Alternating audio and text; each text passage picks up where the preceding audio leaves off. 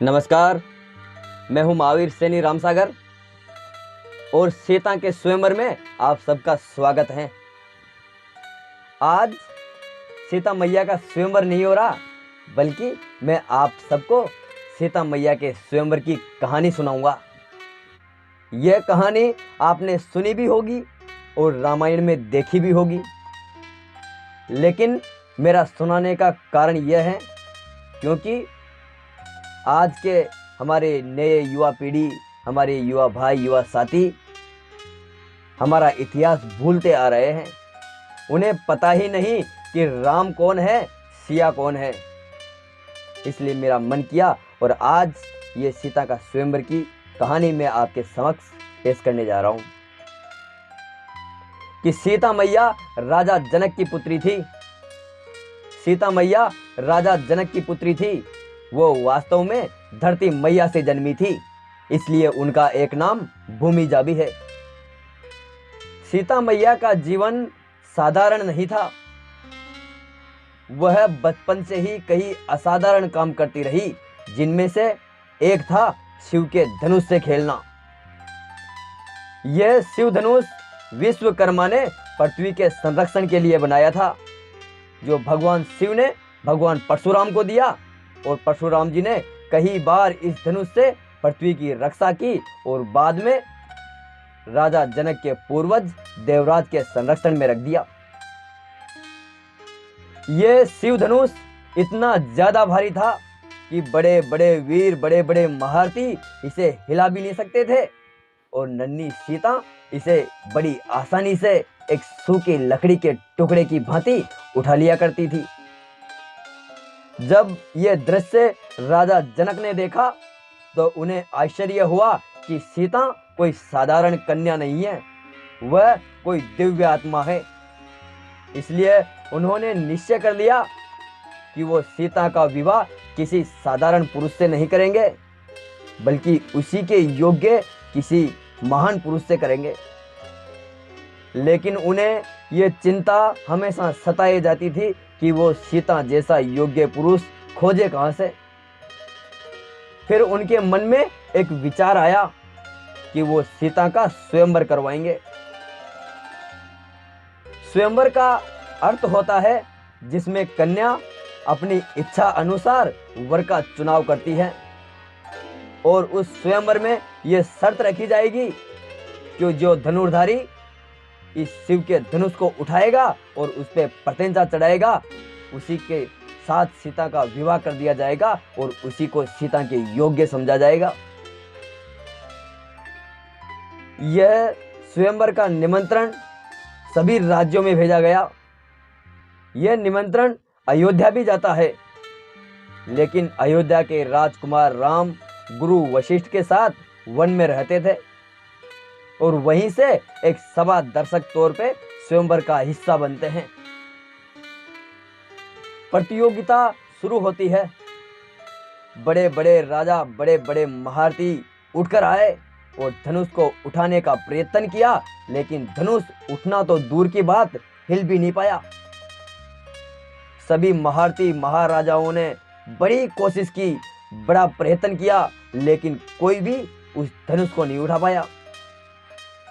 यहां तक कि स्वयं लंकापति रावण भी इस स्वयंवर में हिस्सा लेता है, लेकिन वो भी धनुष को उठाना तो दूर की बात, हिला भी नहीं पाता है।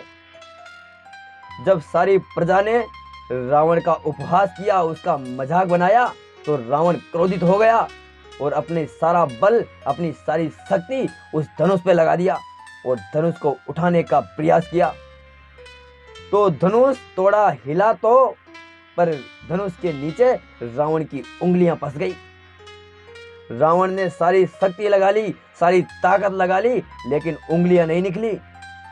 फिर उसे याद आया कि उसकी धर्म पत्नी मंदोदरी अपनी गर्दन के पीछे एक तिलक लगाया करती थी।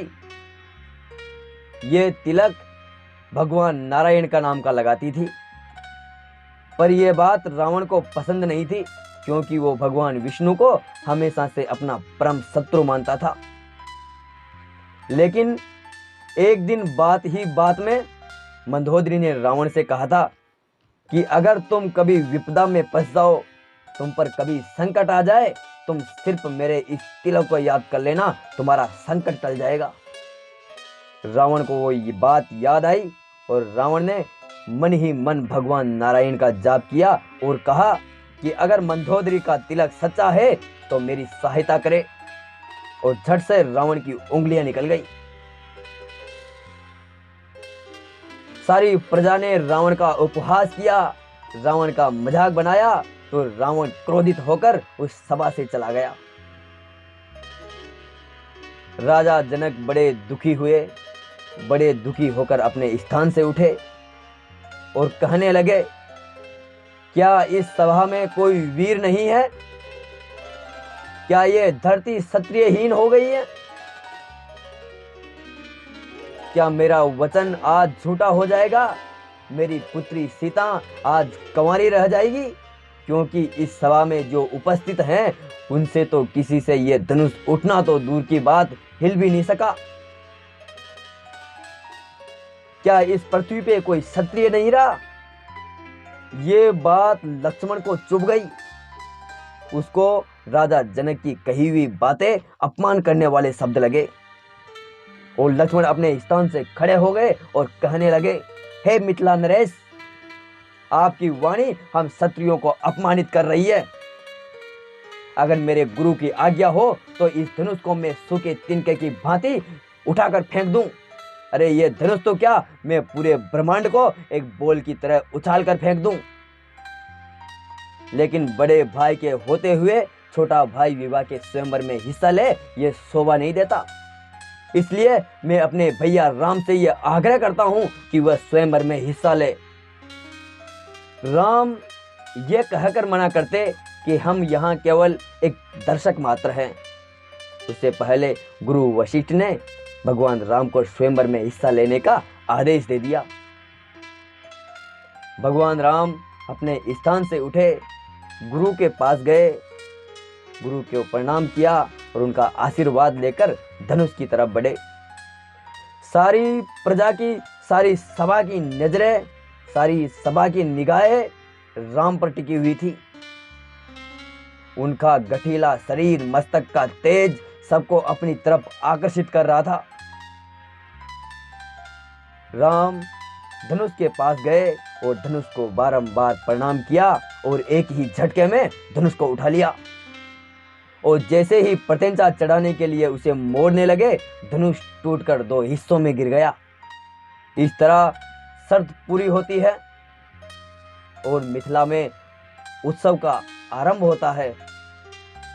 सीता राम के गले में वरमाला डालती है और उनका वर्ण करती है। लेकिन जैसे ही धनुष के टूटने का आभास भगवान परशुराम को हुआ, उनका क्रोध जग गया। उनके क्रोध से यह धरती कंपित होने लगी और वो आ पहुंचे मिथिला की सभा में और कहने लगे राजा जनक से, कौन है वो मूर्ख जिसने इस धनुष को तोड़ने का दुस्साहस किया? क्या उसको अपनी मौत का भय नहीं है? क्या वो नहीं जानता मैं कौन हूं? क्या उसको मेरे क्रोध का अंदाजा नहीं है? ये बातें लक्ष्मण को चुभ गई, लेकिन लक्ष्मण परशुराम का मजाक बनाते हुए फिर से कहने लगे, हे ब्राह्मण देव, आप कौन हैं जो इस जंग खाए हुए धनुष से, इस पुराने धनुष से इतना लगाव रखते हैं? इतना लगाव तो किसी बच्चे को खिलौने से भी नहीं होता, और जिसके टूटने से आप बच्चों की भांति बिलबिला रहे हैं। परशुराम का क्रोध जग गया। उसने कहा, मूर्ख बालक, तुम्हें पता नहीं ये कोई साधारण धनुष नहीं है, ये शिव का धनुष है, जिससे मैंने कई बार इस पृथ्वी की रक्षा की है। और तुम्हें पता नहीं, इस धनुष से मैंने कई बार इस पृथ्वी को क्षत्रियहीन भी किया है। तुम नहीं जानते, मैं वो परशुराम हूं जिससे सभी क्षत्रिय डरते हैं। लक्ष्मण फिर उनका उपवास बनाते हुए कहने लगे, अच्छा, तो आप इतने बड़े वीर हैं जो अपनी वीरता का बखान खुद ही किए जा रहे हैं। परशुराम का क्रोध फिर फट पड़ा और वो कहने लगे, मूर्ख बालक, तुम्हें अपनी मौत का भय नहीं है? इस धनुष को तोड़ने का दुस्साहस किसने किया, उसको मेरे समक्ष पेश किया जाए। लक्ष्मण बोले, हे मान्यवर, हम तो क्षत्रिय हैं और हमारे लिए सभी धनुष एक जैसे हैं, और हम खेल खेल में दिन में न जाने कितने धनुष तोड़ देते हैं, उसमें तो किसी ने आपत्ति नहीं जताई। लेकिन आप इस धनुष से इतना लगाव क्यों है? परशुराम का क्रोध एकदम जग गया और अपना धनुष निकालते हुए कहने लगे, कोई मेरा उपवास बनाए और वो मेरे सामने जिंदा हो, वो हो कैसे सकता है? लक्ष्मण भी अपना धनुष निकालते हुए कहने लगे कि मेरे भैया का कोई अपमान करे और उसकी मैं जिब्बा ना काट लूं, ये कैसे हो सकता है? फिर राम खड़े हुए और लक्ष्मण को शांत किया। भगवान राम तो सब जानते थे। भगवान परशुराम जी के पास गए और उनको प्रणाम किया। परशुराम जी भी सारा खेल समझ गए कि ये कोई साधारण पुरुष नहीं, ये भी भगवान विष्णु के ही अवतार हैं।